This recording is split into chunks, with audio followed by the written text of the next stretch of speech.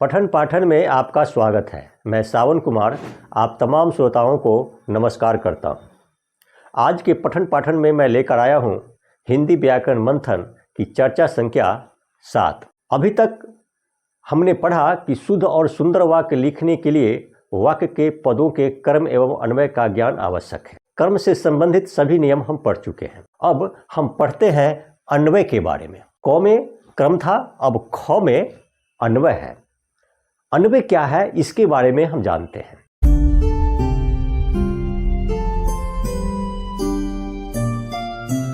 लिंग, वचन, पुरुष और काल के अनुसार वाक्य के पदों का एक दूसरे के साथ संबंध बतलाना ही अन्वय या मेल कहलाता है। वही बात मैंने लिखा है अन्वय में। लिंग, वचन, पुरुष और काल के अनुसार वाक्य के पदों का एक दूसरे से संबंध या मेल बतलाना ही अन्वय या मेल कहलाता है। यह मेल कई प्रकार के होते हैं। कर्ता और क्रिया का मेल, कर्म और क्रिया का मेल, संज्ञा सर्वनाम का मेल, संबंध और संबंधवान का मेल आदि। अब हम बारी बारी से पढ़ेंगे कि कर्ता और क्रिया का मेल किस तरह से होता है। यूं मैंने कर्ता और क्रिया के मेल संबंधी मूल 4 नियम दिए हैं और उस मूल 4 नियम का अन्य उपनियम भी है, किंतु इसमें घबराने की जरूरत नहीं है। हमने एक मूल मंत्र दिया है। उस मूल मंत्र को याद करके आप सारे नियम उपनियम को सहजता से समझ जाएंगे। किंतु नियम और उपनियम को जान लेना आवश्यक है, क्योंकि हर नियम उपनियम में वैसे भिन्न भिन्न प्रकार के वाक्य दिए गए हैं जिससे आपको समझने में सहूलियत होगी। और हम जो मूल मंत्र बताएंगे उस मूल मंत्र को याद रख करके आप सहजता से सब कुछ समझ जाएंगे, चाहे जितने भी मूल नियम उपनियम दिए गए हों। नियम क कहता है कि वाक्य में यदि विभक्ति रहित एक वचन का कर्ता आया हो तो क्रिया उसी लिंग के एक वचन में होगी। यहाँ पर ध्यान दीजिए, विभक्ति रहित, उसमें विभक्तियां नहीं होनी चाहिए, कर्ता के साथ विभक्तियां नहीं होनी चाहिए। अगर वह कर्ता एक वचन में है तो क्रिया भी उसी लिंग के एक वचन में होगी। अगर कर्ता पुल्लिंग में है तो पुल्लिंग में, स्त्रीलिंग है तो स्त्रीलिंग में, और एक वचन है तो एक वचन में होगी। जैसे मोहन पढ़ता है, मोहन पढ़ता है क्रिया है, क्योंकि इसमें से ता हटा देंगे, ना लगा देंगे तो पढ़ना हो जाएगा। कौन पढ़ता है, पहचानने का नियम है कि क्रिया में कौन लगा के कर्ता की पहचान करते हैं। ये बात हम पहले पढ़ चुके हैं। कौन पढ़ता है तो मोहन, मोहन क्या है, एक वचन पुल्लिंग में है, इसीलिए क्रिया भी एक वचन पुल्लिंग में है। ता जो है वह एक वचन पुल्लिंग का द्योतक है। दूसरा वाक्य है गीता हंसती है। यहाँ पर हंसती है क्रिया है। कौन हंसती है, गीता, अर्थात गीता यहाँ पर कर्ता है। गीता में देखते हैं विभक्ति कुछ नहीं है।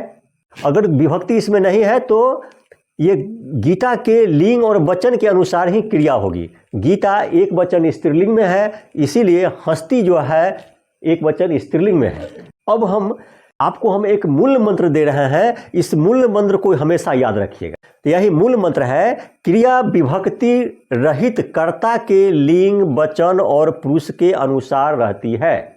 इसी के संबंधित जो हम नियम क दिए हैं उसमें एक नियम उपनियम 1 है। उपनियम 1 ये कहता है कि कोई भी क्रियार्थक संज्ञा, क्रियार्थक का मतलब है कि ऐसी संज्ञा जिसका अर्थ क्रिया के रूप में हो, उस संज्ञा को हम क्रियार्थक संज्ञा कहते हैं। जैसे खाना, पीना, बैठना, उठना, हंसना, खेलना, अंत में जिसको ना लगा हुआ है उसको अगर संज्ञा के रूप में प्रयोग किया जाता है तो एक ओर तो वो क्रिया का बोध कराता है और दूसरी ओर वह संज्ञा का काम कर रहा है। इसीलिए ये सब शब्द जो है क्रियार्थक संज्ञा कहलाता है।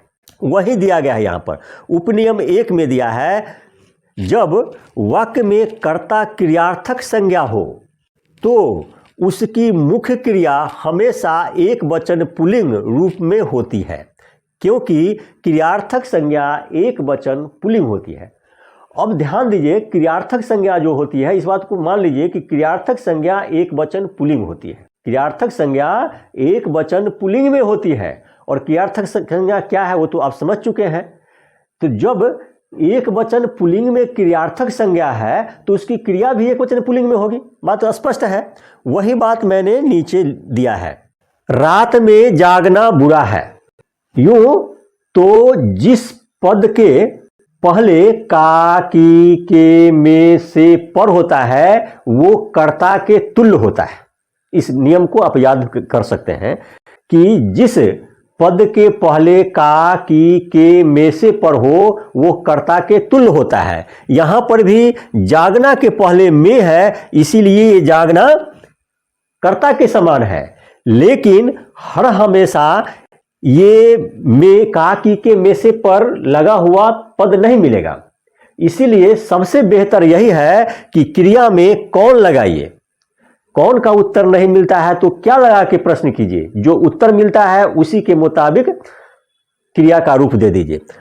तो यहां पर जागना के पहले में है, इसीलिए ये कर्ता है। जागना क्रियार्थक संज्ञा है, जागना क्रिया के अर्थ में है, लेकिन यहां पर संज्ञा का काम कर रहा है, इसलिए जागना एक क्रियार्थक संज्ञा है।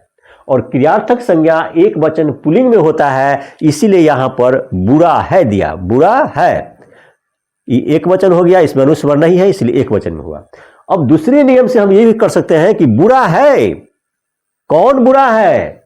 तो रात में जागना। क्या बुरा है? रात में जागना। अर्थात स्पष्ट है कि यहां जागना ही जो है सो कर्ता का काम कर रहा है, और इसमें कोई विभक्ति नहीं है। इसीलिए ये बुरा जो विशेषण है ये लिंग निर्णय भी करता है। बुरा है एक वचन पुल्लिंग स्पष्ट करता है।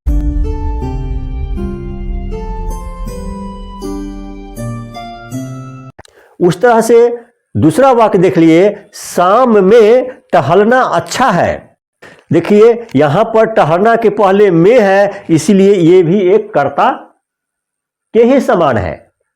इसके अनुसार हम क्रिया का प्रयोग कर सकते हैं, उसके लिंग और वचन का रूप दे सकते हैं, और हम कौन और क्या लगा के भी कर सकते हैं। क्या कौन अच्छा है? तो टहलना। कौन अच्छा है? टहलना। टहलना अच्छा है। तो टहलना यहां पर कर्ता होता है। हम देख रहे हैं कि दोनों रूप में टहलना ही जो है सो यहां पर कर्ता के रूप में है। तो कर्ता क्रियार्थक संज्ञा है, इसके भी अंत में ना लगा हुआ है, और ये संज्ञा के रूप में है, और ये अर्थ किसी क्रिया का दे रहा है, इसीलिए टहलना एक क्रियार्थक संज्ञा है, और क्रियार्थक संज्ञा एक वचन पुल्लिंग में होता है, इसीलिए अच्छा है। अच्छा पुल्लिंग हुआ और अनुस्वर नहीं दिया हुआ है, इसलिए एक वचन में हुआ। स्पष्ट हो गया कि ये अच्छा जो है सो एक वचन पुल्लिंग में